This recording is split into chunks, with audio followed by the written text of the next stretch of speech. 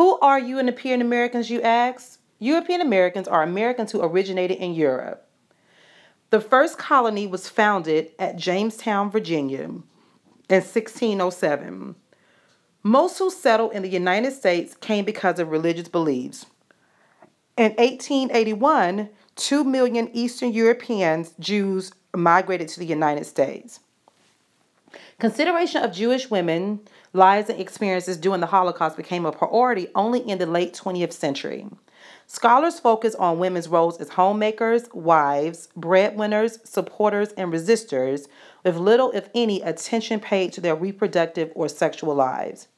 Many consider that the laws shielded Jewish women from the worst horrors of rape and sexual abuse, leading to little investigation of the issue. Significant acts of emotional, sexual, and physical abuse of women were, however, perpetrated by the Nazis and others against men and women, Jews and non-Jews, which included nudity, humiliating them, rape, and some physical, emotional, and psychological issues. In 1891, Congress makes persons suffering from a loathsome or a dangerous contagious disease, those convicted of a misdemeanor involving moral turpitude, and polygamists ineligible for immigration. Congress also establishes the Office of Superintendent of Immigration within the Treasury Department. European colonists came to America with racist notions of primitive African and savage Indians that justify enslaving them. Seeds of white supremacy were sustained and nurtured on American soil. British immigrants, who were a dominant ethnic group, witnessed people from other European nations coming to the colonies, creating the difficult task of coexistence in a diverse community by immigrants. As new immigrants workers adapted to the life in the United States, they came to realize how they were being exploited. Many joined or helped create unions to demand better wages and benefits by engaging in strike, marches, and protests. There was constant pressure from society to promote the Americanization of immigrants, and public schools carried out society expectations to abandon their heritage and conform to American ways. Our president, Theodore Roosevelt, once said, "There is no room in this country for hyphenated Americans."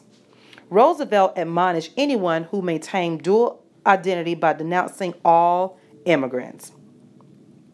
In settlement houses, such as the Hull House in Chicago, people providing social services began to appreciate the diversity of the immigrants.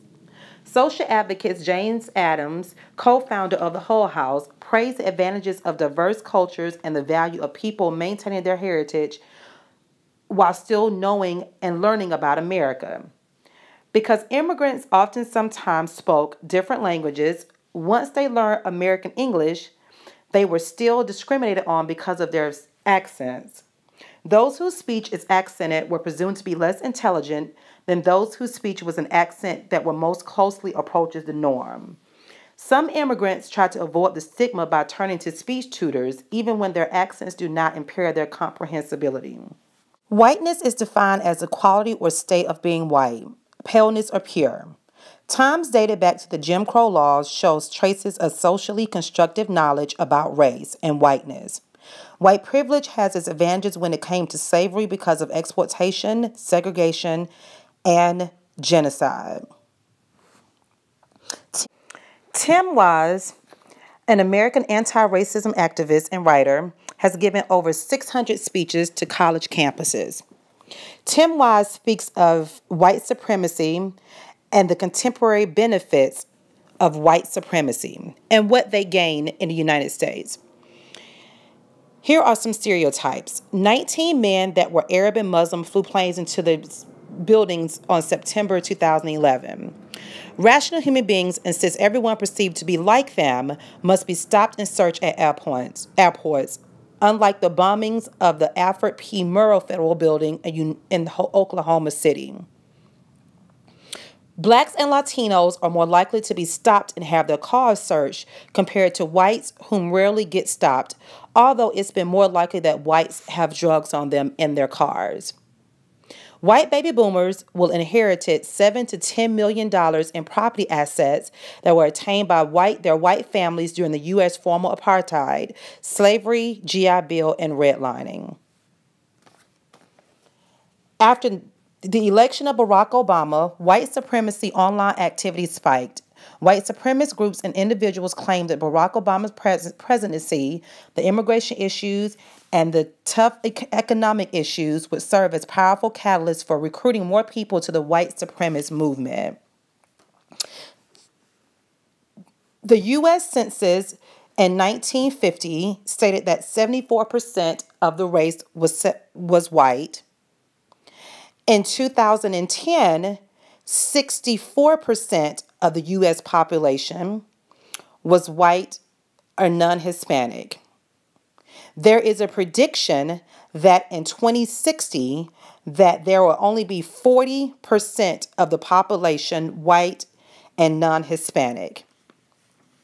There are many influential people in today's society. Hillary Clinton was listed in 2012 as one of the world's most influential people. Hillary Clinton has made contributions to strengthening this country's relationship with allies, partners, and friends. She is a symbol for strength for women, campaigning for women's rights, and plans to build a strong, growing economy that works for everyone. Dr. Jonas Salk invented the polio vaccination. Before there was a vaccination, this disease crippled President Franklin D. Roosevelt. Polio attacks the nerve system and can cause paralysis and or sometimes death. Louis Brandeis created America's first system of mediation and arbitration in 1912. He was the first Jew appointed to the U.S. Supreme Court. Among his notable early cases as a lawyer, he fought against railroad monopolies. Dr. Gertrude Elion first developed chemotherapy treatment for childhood leukemia.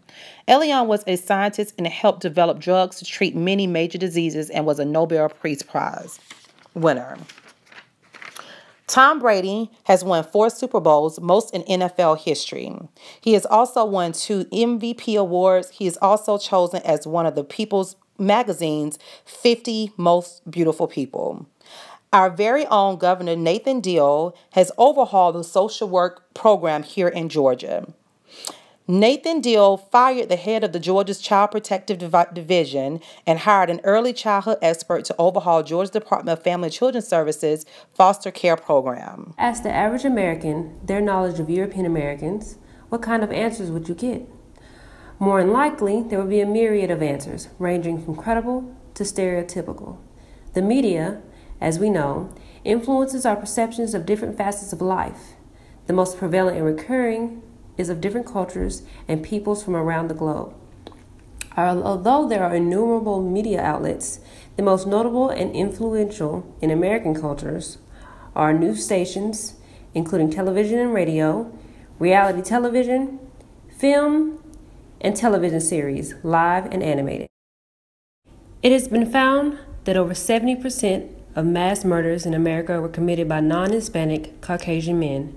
Studies show that mass murder is considered to be a specifically Caucasian male phenomenon, where their African American counterparts are closely tied to single victim homicides. In the media, these mass murderers are depicted as being emotionally and mentally unstable, and usually privileged, and sometimes victims of verbal or physical abuse.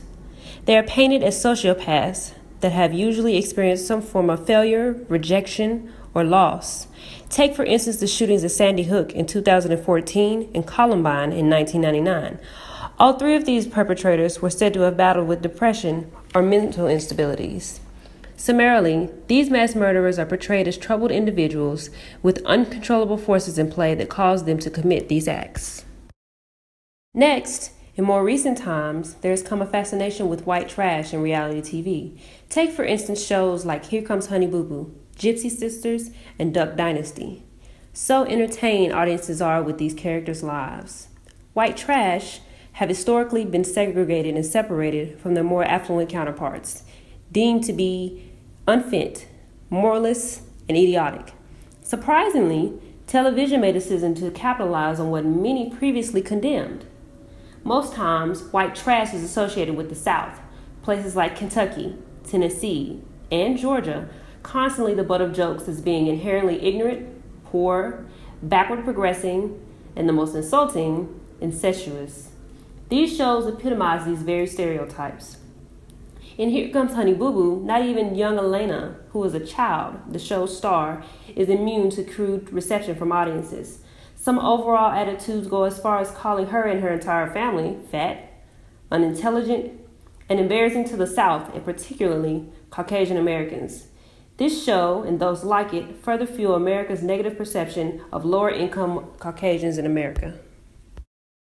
Lastly, most prevalent in television series and film, we see the stereotyping of European Americans, most notably Jewish and Italian Americans. Family Guy, the animated series, is one of the top-rated and longest-running cartoons of recent times.